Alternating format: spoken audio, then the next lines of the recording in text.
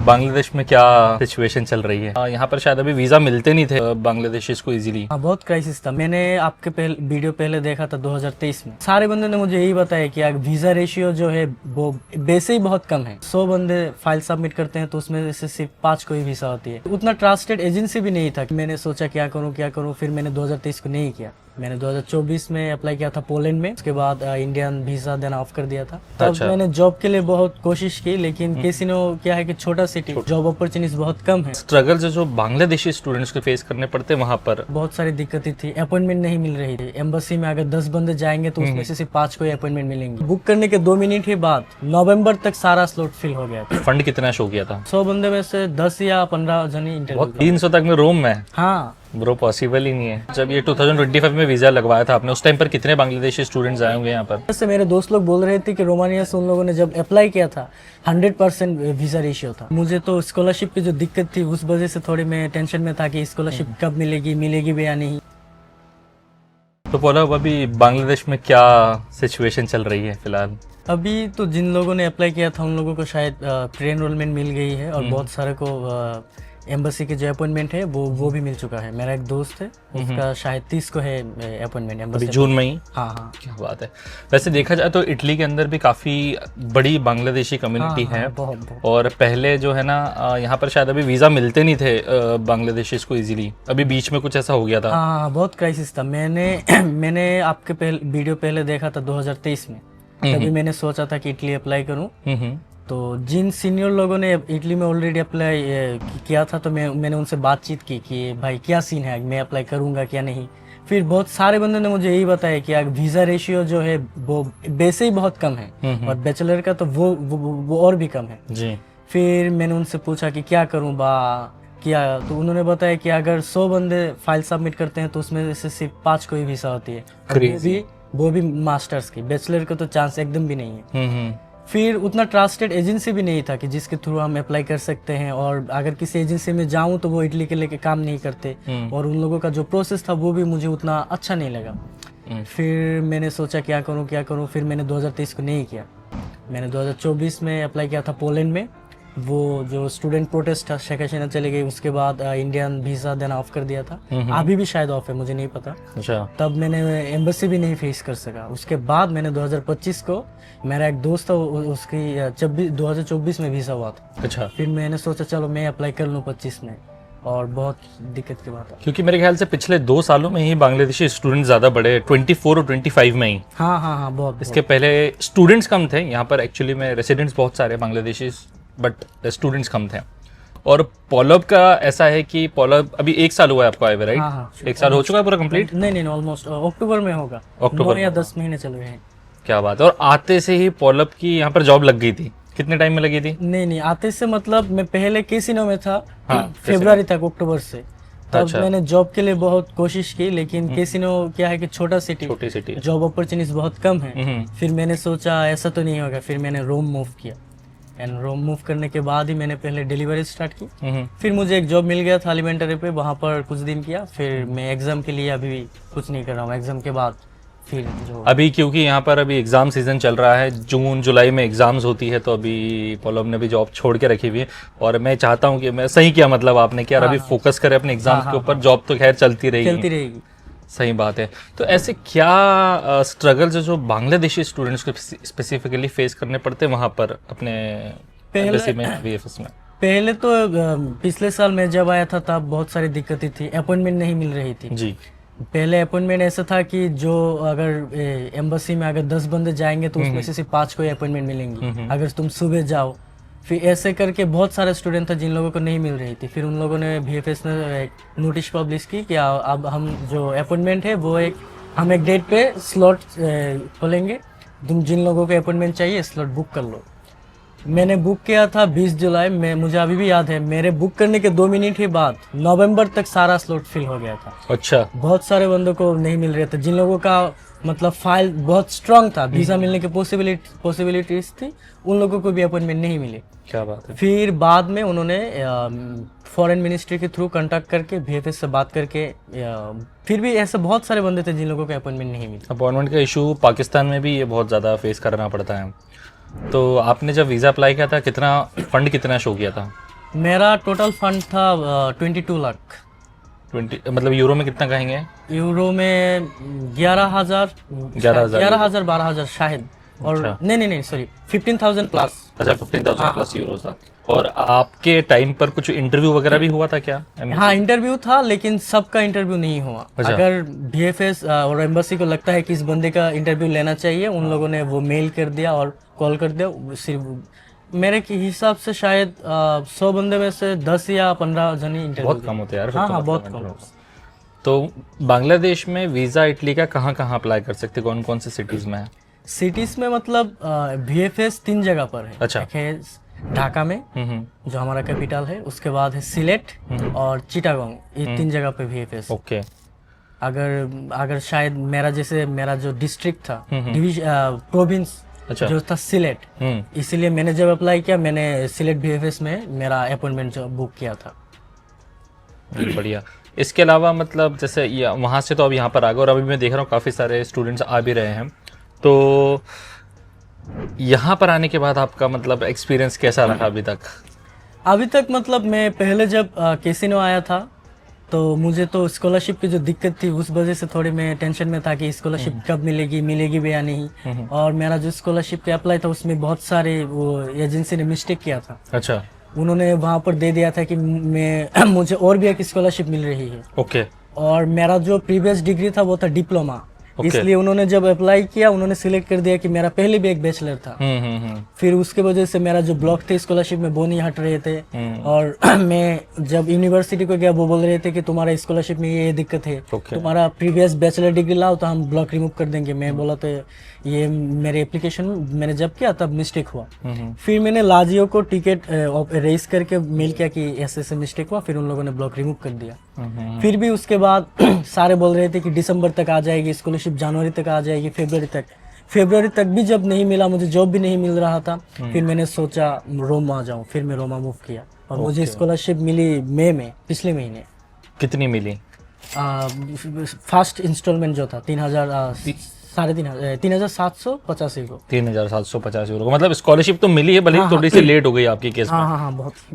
तो ऐसा क्या बैचलर्स का कुछ इशू आ रहा था क्या? बैचलर्स किया हुआ है आपने ऑलरेडी? नहीं मैंने पहले किया था डिप्लोमा। अच्छा। कैसे एजुकेशन सिस्टम कैसा होता है आपके यहाँ पर?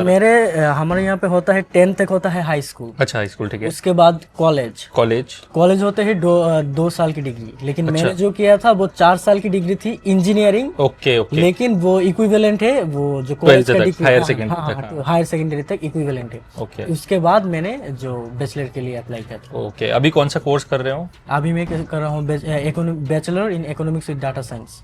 Economics with data science. अभी क्योंकि पलोप की जो यूनिवर्सिटी है वो कैसीनो यूनिवर्सिटी है और यहाँ की जो स्कॉलरशिप है वो लाजियो डिस्को स्कॉलरशिप लगती है। अभी फिलहाल भी ओपन है वो अभी स्कॉलरशिप, जब हम ये वीडियो आज शूट कर रहे हैं। अच्छा, यहाँ पर बांग्लादेशी स्टूडेंट्स के लिए जॉब अपॉर्चुनिटीज़ कैसी हैं? जॉब अपॉर्चुनिटीज़ ऐसा है कि अगर लैंग्वेज आती हो, लैंग्वेज आती हो तो फिर जॉब मिल जाएंगी। और बांग्लादेशी स्टूडेंट को वैसे भी जॉब मिल जाती है।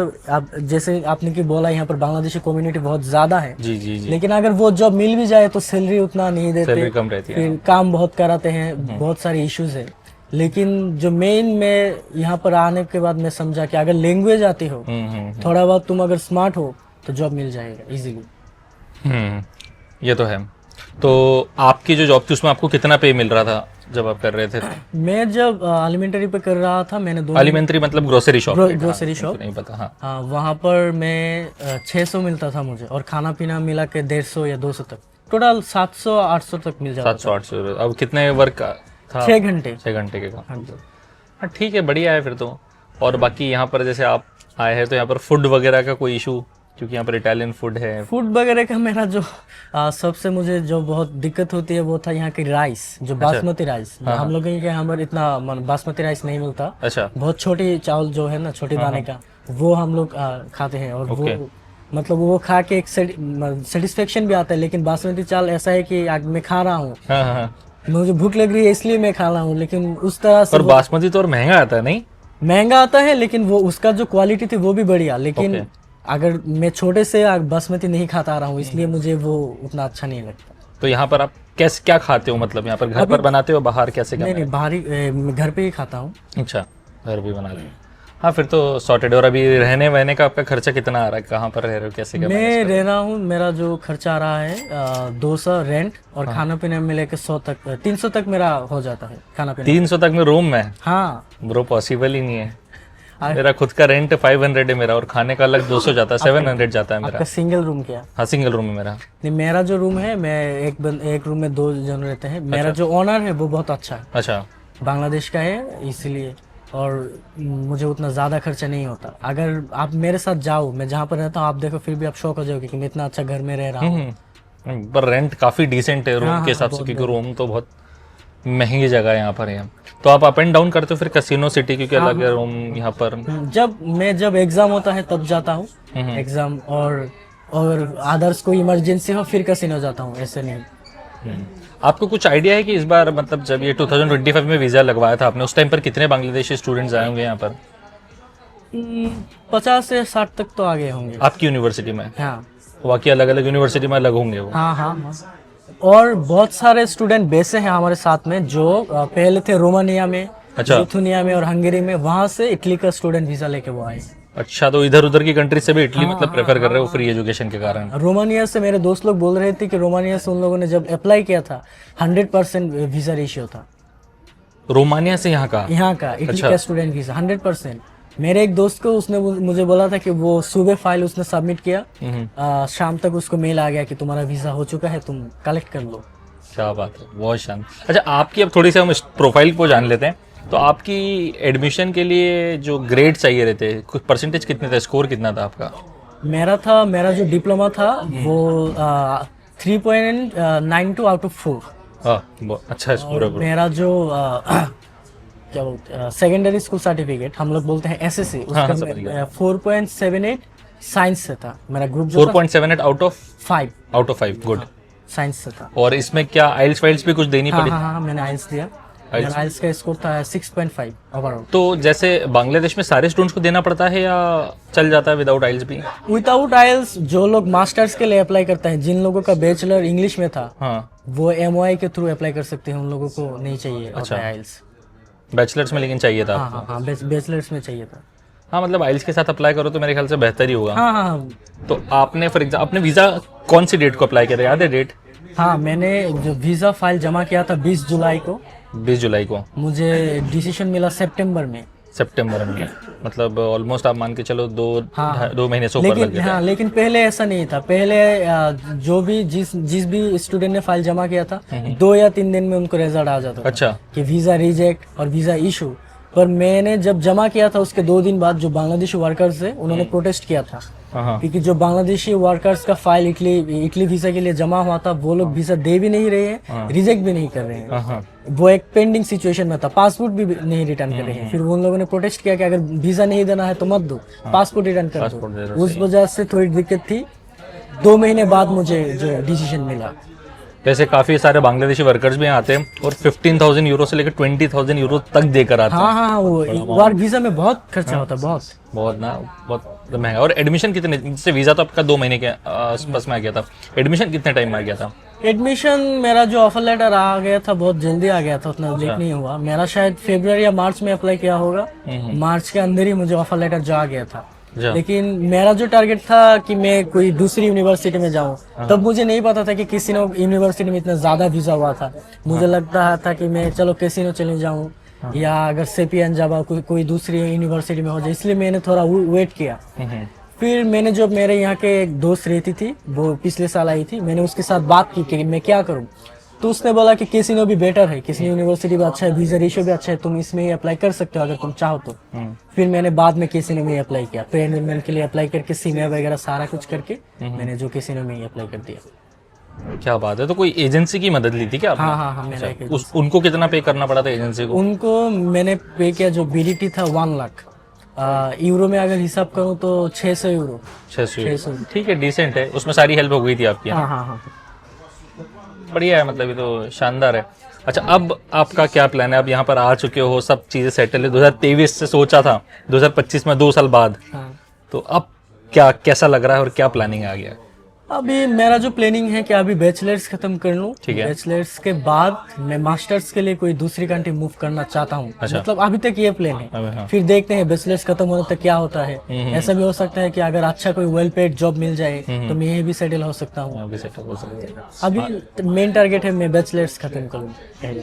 अभी तो लंबी जर्नी बाकी है आपकी, तो अभी तो पढ़ाई आपको बहुत ज्यादा करनी है। एग्जाम्स वगैरह सब यहाँ पर टफ होते हैं या इजी कैसे? टफ मतलब उतना टफ नहीं था, अगर पढ़ाई करो तो उतना टफ नहीं होता। और सबसे इजीएस्ट पार्ट है जब हर एग्जाम, हर सब्जेक्ट के एग्जाम एक साल में 4 बार होती है। अच्छा।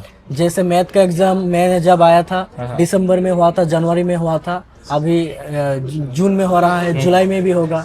ये एक बहुत स्टूडेंट के लिए बहुत हेल्पफुल चीज है। हेल्पफुल चीज है, 3-4 चांस मिलते हैं। जब प्रिपेयर हो तब देना। अगर लगे कि मैं पास हो गया लेकिन रिजल्ट और अपना ठीक ठाक नहीं है, तुम फिर से दे सकते हो। ये चीज बहुत हेल्पफुल है। नहीं फिर तो बढ़िया, अभी तो आपको टाइम लगेगा।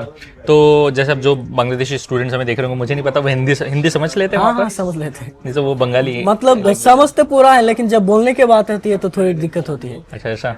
लेकिन मेरा ये था कि मेरा बहुत सारे रिलेटिव इंडिया में है। हाँ हाँ। फिर मेरे फादर भी इंडिया आते जाते रहते हैं। और अच्छा। मैं जब बचपन से ही इंडियन मूवी कार्टून वगैरह देख देख के, लेकिन मैंने बोलने की कोशिश कभी नहीं की। अच्छा। लेकिन मैं जब यहाँ पर आया तब मैं थोड़ी धीरे धीरे अच्छी बोल रहे हो यार आप, बहुत अच्छे से बात कर रहे हो। और अब जो स्टूडेंट्स हमें देख रहे होंगे अभी बांग्लादेशी, उनको क्या मैसेज देना चाहते हो? कि या तो वीजा रिजेक्ट होने का भी डर रहता है क्या? वीजा, ये मैं बोलना चाहूंगा ये पूरा डिपेंड ऑन लक। अच्छा। अगर बहुत सारे स्टूडेंट को लगता है कि यार मेरा फाइल ये है, मैंने बैंक स्टेटमेंट इतना ज़्यादा देखा है या 2 साल का देखा है, मुझे वीज़ा हो जाएगा, मेरा आइल्स जो है 7 है। लेकिन मुझे जो लगता है कि totally depends on your luck. फिर भी आपको हार्ड वर्क करना पड़ेगा। आपको हर एक फाइल जो था मतलब समय टाइम लेके रेडी करना चाहिए। बैंक स्टेटमेंट वगैरह सारा कुछ, इनका सोर्स ऑफ इनकम सारा कुछ देख के रेडी करना पड़ेगा। क्या बात है। तो इसका मतलब ये फाइनल कंक्लूजन कि आप यहाँ पर स्कॉलरशिप की बेस पर आपको ट्यूशन फीस नहीं पे करनी पड़ी होगी। स्कॉलरशिप के बेस पर आपको 8,000 यूरोस पर ईयर मिलेगा। हाँ हाँ। और इट इज़ रियलिटी की फ्री एजुकेशन होता है। हाँ हाँ। For Bangladeshi students as well. तो थैंक यू सो मच पॉलप for sharing your thoughts and I hope कि ये वीडियो हेल्पफुल रहा होगा। तो शेयर कीजिएगा अपने स्टूडेंट्स में, बांग्लादेशी स्टूडेंट्स में जो आप यहाँ पर आना चाहते हैं। तो मिलते हैं हम लोग नेक्स्ट वीडियो में। Till then bye bye, take care, all the very best.